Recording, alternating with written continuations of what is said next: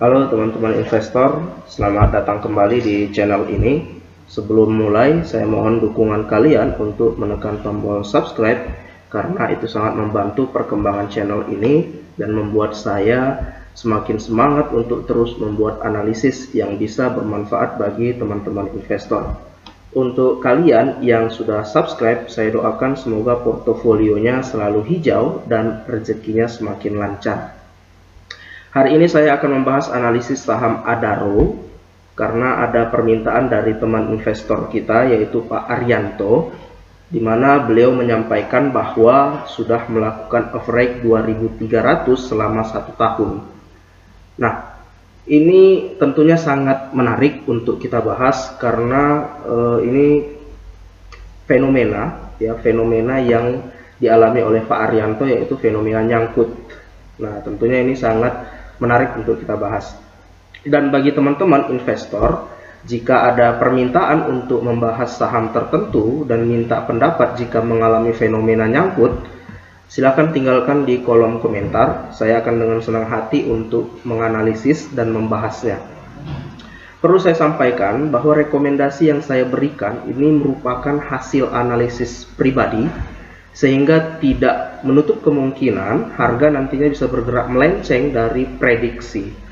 Keputusan investasi sepenuhnya berada di tangan masing-masing investor, karena saya tidak mengajak untuk membeli maupun menjual saham tertentu. Baik, tanpa berlama-lama lagi langsung saja kita masuk ke pembahasannya. Kinerja Adaro dari tahun 2022 hingga 2024 ini menunjukkan perubahan struktur bisnis yang sangat signifikan, terutama setelah perusahaan melakukan pemisahan atau spin-off untuk batubara thermal ke AAD pada 2023. Dampak transformasi ini terlihat jelas pada sisi pendapatan. Pada 2022, Adaro mencatatkan pendapatan yang sangat besar, yaitu 120,5 triliun, karena seluruh bisnis batubara thermal ini masih dikonsolidasikan.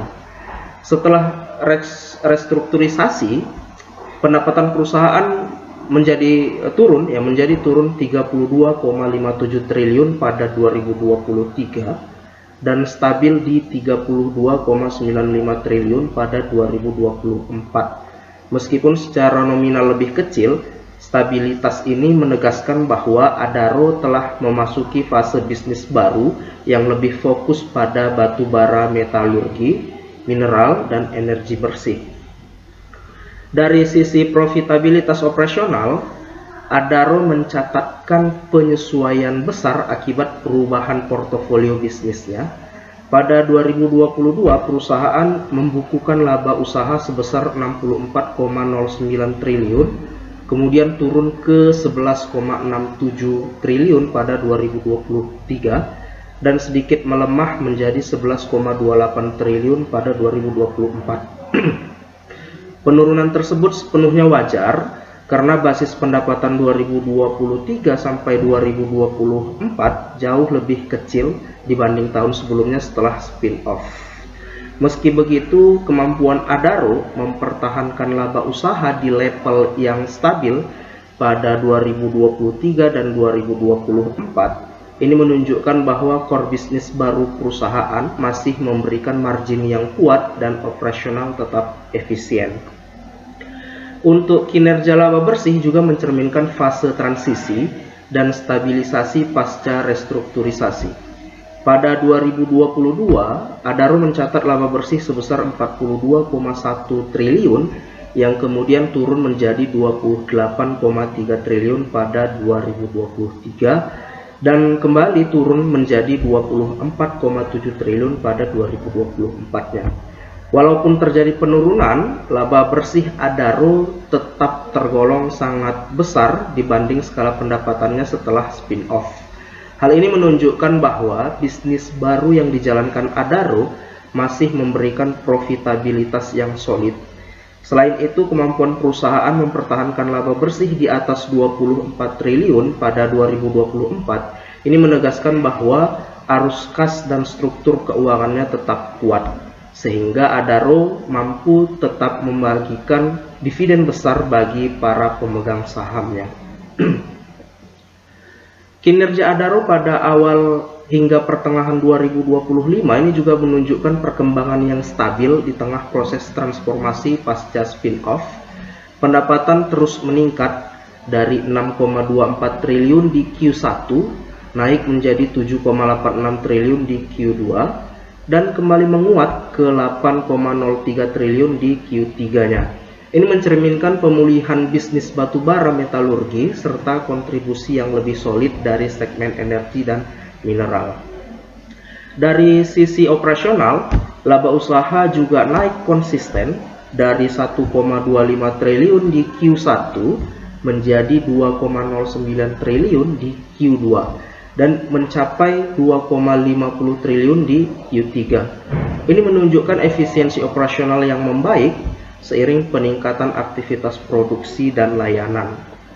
Untuk laba bersih juga bergerak positif, meningkat dari 143 triliun pada Q1 ke 1,78 triliun pada Q2 dan kembali naik menjadi 2,25 triliun pada Q3-nya.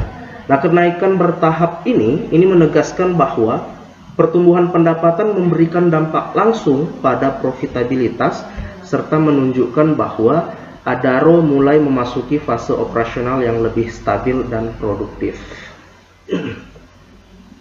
Pergerakan harga saham Adaro selama 1 tahun terakhir ini menunjukkan tren konsolidasi turun downtrend channel setelah penurunan tajam di awal tahun. Harga sempat berada di level tinggi pada Januari-Februari sebelum terus melemah hingga mencetak titik terendah di sekitar bulan April. Setelah itu, Adaro mengalami fase pemulihan moderat menuju Mei dan Juni. Namun, rally ini gagal menembus area resisten penting di kisaran 2.200 hingga 2.300, sehingga tekanan jual kembali muncul dan harga berbalik melemah. Memasuki pertengahan tahun hingga Agustus-September, grafik menunjukkan pola sideways to bearish, di mana harga bergerak dalam rentang sempit dengan kecenderungan menurun. Aktivitas ini mengindikasikan bahwa pelaku pasar masih menunggu arah fundamental Adaro pasca spin-off, sehingga volume cenderung stabil namun tidak cukup kuat untuk mendorong breakout. Di kuartal akhir, terutama di Oktober, harga sempat melakukan rebound yang cukup meyakinkan ke area 1950 hingga 2050. Namun kembali gagal mempertahankan momentum karena tekanan supply terlihat menguat saat mendekati resisten tersebut. Saat ini harga berada di sekitar 1820, mendekati area support kuat pada 1750 hingga 1800.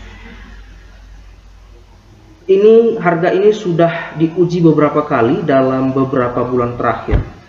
Selama support ini bertahan, peluang teknikal untuk terjadi technical rebound masih terbuka. Namun jika supportnya jebol, maka potensi penurunan menuju area psikologis 1700 bahkan 1650 ini dapat muncul. Secara trendline besar, Adaro masih berada dalam fase downtrend jangka menengah. Namun pola pergerakan mendatar di beberapa titik ini menunjukkan bahwa tekanan jual mulai melemah dan pasar mencoba membentuk base baru. Dari segi kinerja keuangan dan pergerakan harga selama 1 tahun terakhir ini, Adaro saat ini berada dalam fase stabilisasi fundamental dan konsolidasi harga pasca restrukturisasi bisnis yang besar. Laba bersih triwulan juga terus menunjukkan peningkatan dari Q1 hingga Q3 2025. Sementara pendapatan juga tumbuh bertahap. Secara teknikal, harga bergerak mendekati area support kuat dan mulai membentuk pola base yang menandakan potensi rebound. Dengan fundamental yang tetap solid serta dividen yang tinggi, tentu Adaro menarik bagi investor menengah maupun trader swing jangka pendek selama keputusan masuk dilakukan dengan disiplin dan memanfaatkan momen koreksi agar tidak membeli di area resisten. Untuk rekomendasi, saya memberikan rekomendasi harga beli buy di 1700. Harga 1700 ini sangat ideal untuk Adaro karena level ini merupakan area support kuat yang telah beberapa kali menahan penurunan harga dalam pergerakan setahun terakhir. Membeli di titik tersebut memberikan ruang koreksi yang wajar dari harga saat ini di 1820, sehingga resiko entry menjadi lebih terukur dan tidak masuk pada area yang terlalu tinggi. Level ini juga sering menjadi titik awal terjadinya pantulan harga, sehingga memberikan peluang lebih baik untuk memanfaatkan potensi rebound dalam jangka pendek hingga menengah. Untuk harga jual atau take profit di 2000 ya, karena area ini merupakan resisten psikologis yang telah beberapa kali disentuh dalam 1 tahun terakhir, namun ini belum berhasil ditembus secara konsisten. Target ini juga masih realistis dicapai apabila terjadi technical rebound dari area bottom, mengingat pola pergerakan harga Adaro yang sering memantul dari support menuju area tersebut. Selain itu, prospek fundamental Adaro yang mulai menunjukkan pemulihan pada 2025-nya ini juga turut memperkuat peluang harga kembali menguji level 2000 sebagai bagian dari pergerakan normal dalam fase pemulihan. Kemudian lakukan stop loss di 1600 karena jika harga turun menembus titik ini, struktur teknikal Adaro dianggap rusak dan tren pelemahannya berpotensi berlanjut. Penurunan di bawah 1600 ini menunjukkan bahwa support penting tidak lagi mampu menahan tekanan jual, sehingga resiko penurunan lebih dalam menjadi lebih besar. Pada kondisi tersebut, langkah paling aman adalah keluar terlebih dahulu untuk mencegah kerugian yang lebih besar dan menunggu terbentuknya pola pemulihan baru sebelum mempertimbangkan entry kembali. Bagi teman-teman yang sudah average di harga 2300 dan sudah menahan posisi lebih dari 1 tahun, kondisi seperti ini memang terasa berat, apalagi melihat harga Adaro yang saat ini masih berada jauh di bawah level tersebut. Namun perlu dipahami bahwa penurunan Adaro dalam 1 tahun terakhir sangat dipengaruhi oleh restrukturisasi bisnis besar-besaran, termasuk spin-off AAD, perubahan struktur pendapatan, serta penyesuaian pasar terhadap model bisnis yang baru. Jadi koreksi harga ini bukan semata-mata karena kinerjanya yang buruk, tetapi karena pasar masih mencari keseimbangan baru. Untuk posisi yang nyangkut di 2300, ada 2 pendekatan yang bisa dipertimbangkan. Nah, yang pertama tetap hold sambil menunggu pemulihan, karena secara fundamental Adaro ini masih stabil.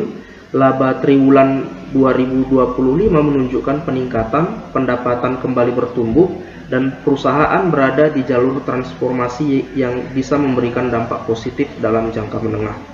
Kemudian yang kedua, jika ingin memperbaiki posisi, bisa melakukan average down kembali secara bertahap di area support kuat, misalnya di kisaran 1700, agar harga rata-rata turun dan peluang balik modal lebih realistis. Namun semua keputusan tetap harus disesuaikan dengan profil resiko masing-masing investor. Yang penting jangan panik dan jangan mengambil keputusan tergesa-gesa. Selama fundamental masih solid dan perusahaan berada dalam jalur perbaikan, peluang pemulihan tetap terbuka, hanya saja mungkin membutuhkan waktu lebih lama dari yang diperkirakan sebelumnya. Baik teman-teman, itu dia analisis kita untuk hari ini. Semoga bisa menjadi referensi tambahan untuk keputusan investasi kalian. Terima kasih sudah menonton dan sampai jumpa di analisis berikutnya. Semoga portofolio kalian selalu hijau.